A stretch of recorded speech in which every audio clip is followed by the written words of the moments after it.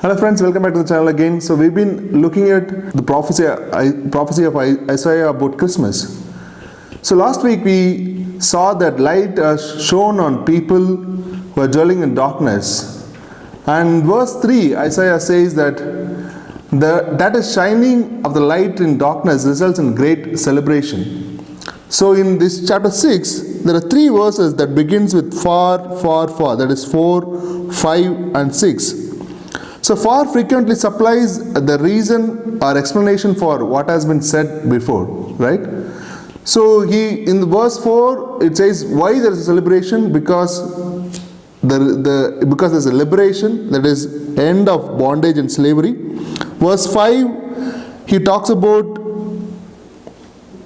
pacification, that is there is the end of war. So that is because of that there is a celebration. And verse 6 is the climax verse.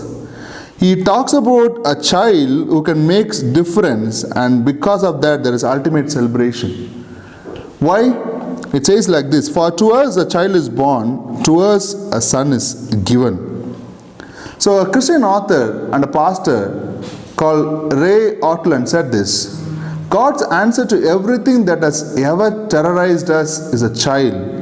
The power of God is so far superior to Assyrians and all the big shots of this world that he can defeat them by coming as a mere child.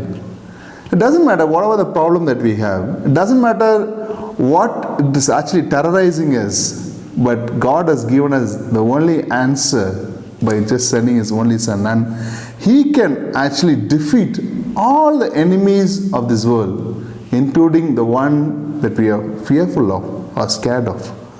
So Isaiah eventually is actually naming this child, and there are too many segments of these names. So first name that Isaiah says is that he is a wonderful counselor, and the government, so it goes on like this: and the government shall be upon his shoulder, and his name shall be called Wonderful Counselor. So what does Wonderful Counselor mean? Wonderful, it's something supernatural. It's not something a human can fathom or comprehend. He's called Wonderful Counselor because he can give wonderful counsel to people.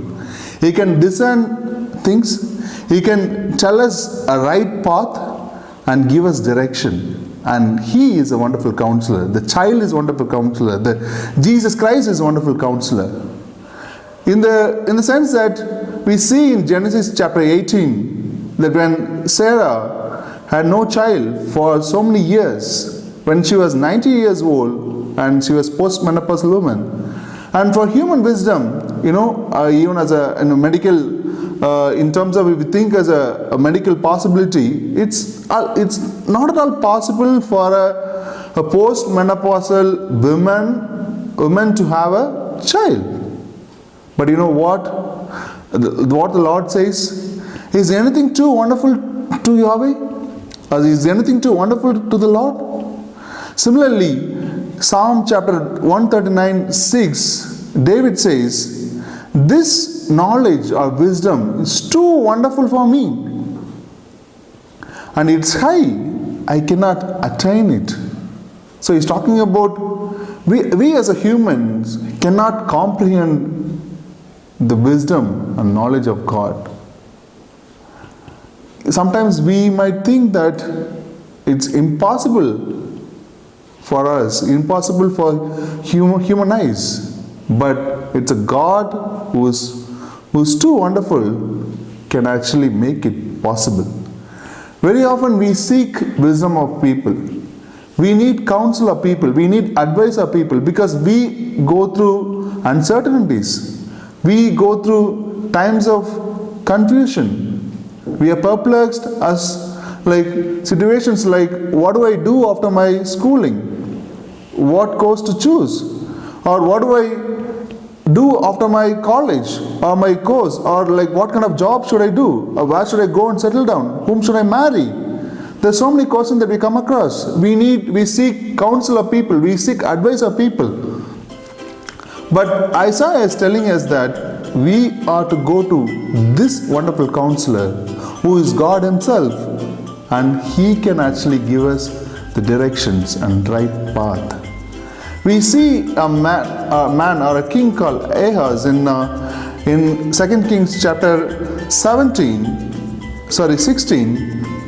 when he was surrounded by the enemies, Syrians and king of Israel. He, rather than going and seeking wisdom or counsel of God, he is actually taking refuge in human beings. That is, he going to actually a pagan king or an enemy, a king of Assyria, and is actually going and seeking his help. And we see what happens to him after that, because he did not turn to God, rather he is going after human beings. But we as a people of God should be going to God and asking God for directions. How do we seek His counsel? How do we seek His wisdom? By just going to the words that He has given to us through the Bible, and also spending time with Him, having a good relationship with Him.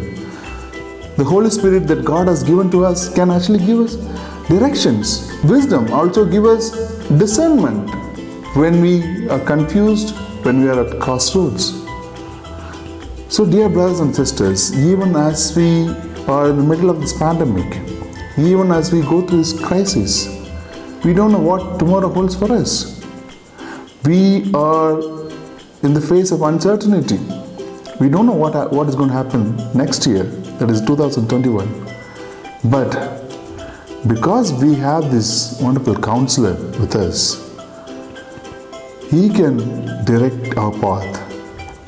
He can help us during the time of crisis and uncertainty, so we can continue to face tomorrow and the days to come with confidence, because He lives even today.